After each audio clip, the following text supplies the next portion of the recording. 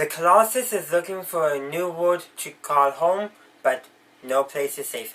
I'm John Berry, and welcome to my review of the two latest episodes of Star Wars Resistance. That being Episode 15, The New World, and Episode 16, No Safe Place. So these two episodes came out today. I had considered if I was going to have it be two separate reviews of one, but I'm going with one review for a couple of reasons. One, just to save some editing time, and two, well, the two episodes really are kind of a part one and a part two. They very much go together and are continuing the same direct story. So in the New World, the Colossus finds a planet, and they do initial scans, and then they send the Aces to do some more in-depth searching just to make sure the planets are good. And of course, Griff and Kaz are assigned to do one sector together. So we actually do learn a bit more about Griff's history. He was, of course we already knew this, a former TIE pilot, but we now know that when he served with the Empire, Doza was his commanding officer. We had learned in the previous episode, actually in Season 1, that Doza was a former Imperial, and then in the more recent Season 2 episode, we learned why and how he defected. That's when he met Tora's mother. And so that is simply put, we get to see this picture of these two former Imperials that definitely do not like the First Order. It's so, we get a little bit of that because Doza's main focus is really to find a safe place for the Colossus. He's still very much in the mindset of the word I'm looking for is a station commander, but a civilian station commander. He's not in that military mindset. He's like, yeah, sure, we have our protection forces, but that's about it. And so, yeah, they come to this planet and Kaz and Griff spot a village on their patrol, and they go down to check it out, see if there's fresh water source, and Kaz finds a First Order TIE pilot helmet. Well, obviously that's not a good sign. And then Griff goes missing. Well, eventually Kaz does find Griff. He's been captured by the locals. But before that, Kaz discovers a former rebel base. There's a starboard logo there and all that. So we learn that.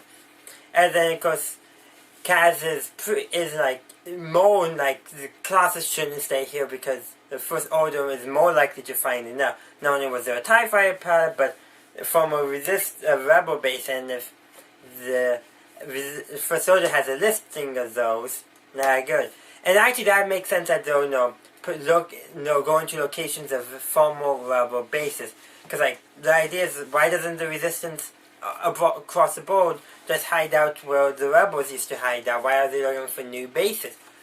Well, that's because the old bases used by the rebels are known to the First Order, so they're not safe. So that's just a random thought that popped into my head as a result of this.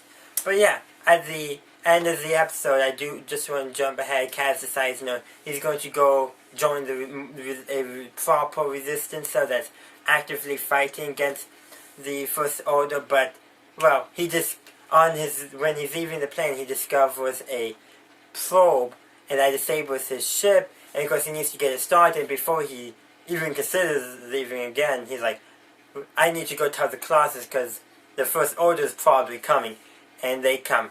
And that's actually more what happens in the next episode, the beginning of No Safe Place. But jumping back to the New World, let's talk about those locals who, well, they're definitely wary of outsiders. They send a body party to the Colossus.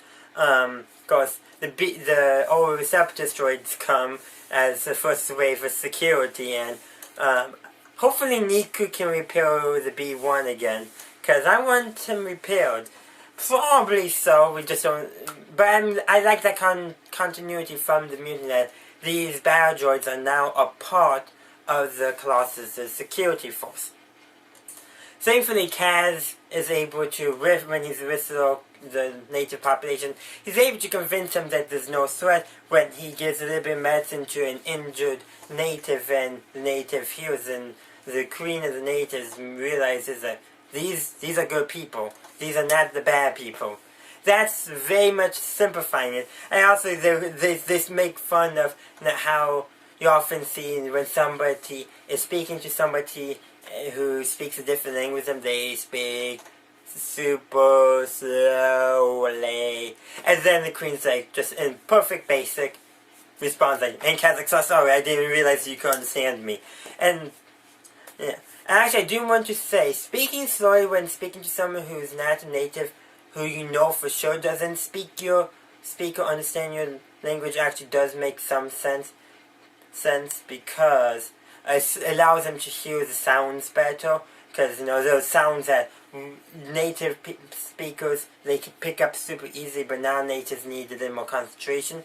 But in this case, you can tell that at least the queen is fluent in basic.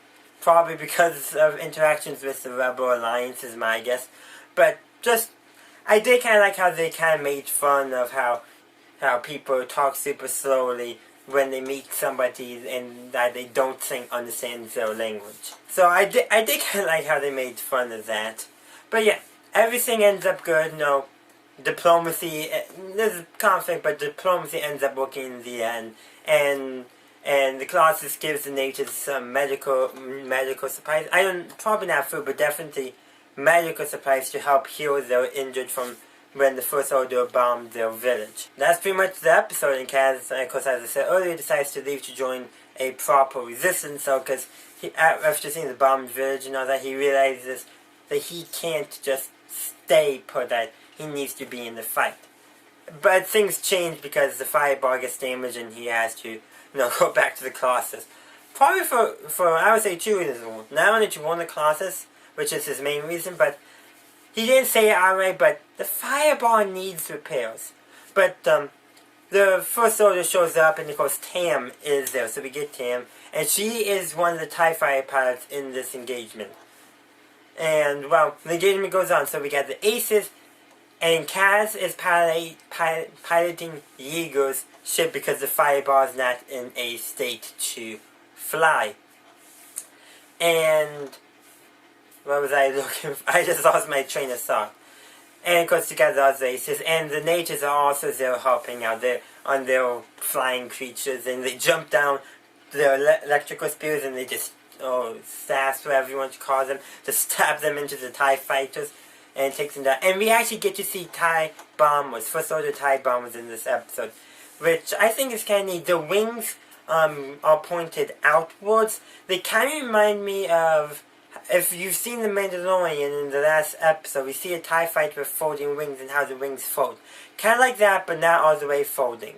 But it is nice to see that the First Order does have proper bombers. Maybe we actually will get them in Star Wars Battlefront 2 now that we have a canon depiction of them. But yeah, so, and Tam initially assumes Yeager is out there piloting because she sees Yeager's ship. She knows what Yeager's ship looks like. And there's that, basically, and that's going on. The fighting, TIEs are getting taken down, etc., etc. And Kaz makes a decision to give the Colossus more time by directly attacking the Star Destroyer. And that's when Tam figures out it's Kaz piloting, because Tam says, Yeager would never be that reckless. Kaz has to be flying that ship. And they do that. And of course, all the Aces come out fine. And there's that one scene where Kaz, he's flying toward the bridge of the Star Destroyer. Tam is trailing him, gets a lock, and you can tell she's conflicted. And Kaz is planning on firing a torpedo at the bridge. And he fires the torpedo, veers away, and Tam shoots, does a flying stunt to shoot the torpedo, and then, but damages her TIE, of course. And Kaz remarks to Yeager that he thinks that was Tam. We know as the audience it's Tam, but they don't know for sure in among the Resistance characters. And there's that, and because Yeager tries to, console Kaz to a certain extent, like, I know you care about Tam, but she made the choice to leave us and turn against us, and we're just gonna have to do the same to her. Which, I like Yeager, but I see where this is going most likely. My guess is they were setting this up so that way we're not expecting her to have a change of heart in the final episode. But when it does, it's going to feel more realistic if the Colossus is not expecting, if Kaz is not expecting it. That's what I think I'm trying to go for there. And then, of course, Pyro's like, he of course witnesses this when he's informed of who that pilot was. He's like, pilot was, he takes note of that. And when Agent Tyranny remarks to him that General Hux won't like hearing the Colossus got away again, and Pyro's response is, Hux is not the one I'm afraid of. Now, you could interpret that to mean Kylo Ren, but I'm thinking he's still concerned about Tam's loyalty. He's been the one who's in the Force who's constantly questioning Tam's loyalty to the First Order. And then at the very end, Tyranny and the commander of all the pilots come in, and like, I can tell that the actor who's playing, or who's voicing Tyranny is literally voicing Tyranny to sound like she's acting. Like, Tyranny was clearly not sincere in this, but they promote Tam, but I feel like that's a ploy to try to get, either make sure she's loyal or reveal her true loyalties. And I have a feeling that was Pyro's suggestion. My mind did go to Kylo Ren at first, but I think he's more concerned about Tam's loyalties than either Kylo Ren or General Hux, which I think is kind of interesting, to say the least. But Tam's loyalty, that I think is I'm not sure which episodes we're getting next week, but I think involves the First Order still. I think we'll see more conflict among Tam. The previous episode we saw her in, we could see she was conflicted. She even secretly helped Kaz and Nico to escape by opening a door for them without their knowledge. And in this episode, you can tell she's hesitating, and she breathes a sigh of relief when she shoots down that torpedo. And I think more for sigh of relief that she didn't shoot down Kaz rather than that she saved the bridge crew of the Star Destroyer, which I think is what's actually happening. She could easily claim that she didn't shoot down the Resistance pilot because she wanted to, save the Star Destroyer, blah, blah, blah. But she clearly had the opportunity to shoot Kaz down before he fired the torpedo. So the torpedo gave her an excuse not to. Which this is how I'm reading it. You could read it differently, but that's how I am reading it. But what are your thoughts? Let me know down below. Overall, these 2 episodes I saw were pretty good. It's good seeing them interacting with a native population. We don't get them, I think, as much anymore in Star Wars as we did during the Clone Wars, which we got actually a decent amount. You got the local residents you have to deal with whenever you're doing something. And I feel like, just seeing, one-offs on those are kind of nice. Sure, it's nice having a continuing story in one location. You don't necessarily interact with a bunch of one-off characters. But it's nice to see that still occurring, which we got, I would say, a lot of in the Clone Wars. And speaking of just connections and all that, the Resistance agent NORAD is mentioned again in this episode because he's the one that Kaz contacts to arrange a rendezvous, which is near Batuu, by the way. So obviously that must be the Resistance base near Batuu. But that's all I have for you today. Before I close up, I do want to say the book club episode that was supposed to come out yesterday will be coming out tomorrow. I had some technical difficulties, and I think I finally got them fixed. So I should be able to actually record the video now, so stay tuned for that tomorrow. And maybe late in the day, but it should come out sometime tomorrow, which is Monday, because this is coming out today on a Sunday, the day of recording. Don't normally do that, but because of the book club thing, I'm adjusting my schedule. But yeah, if you have any questions, let me know down below about my channel or about the specific episode that you would like my thoughts on. Any observations you picked up on that I did, I would love to hear from them. Let's begin a discussion about these 2 episodes. But that's all I have for you today. You can check out the links in the description. Got Patreon, got my Facebook, my Twitter, and there's a few other stuff down there, website, all that all the links in the description, jazz. Also, feel free to like the video. Actually, I encourage you to do it. Engagement really does help out. And also be sure to subscribe as well, so that way you can stay up to date and by getting my videos in your feed. And ring the bell if you actually want to receive a notification. And if for some reason this video gets marked as for kids, you can do that all in on my main channel page. This, I'm talking from an adult perspective, so content-wise, this is not for kids, but who knows how the algorithm will treat it.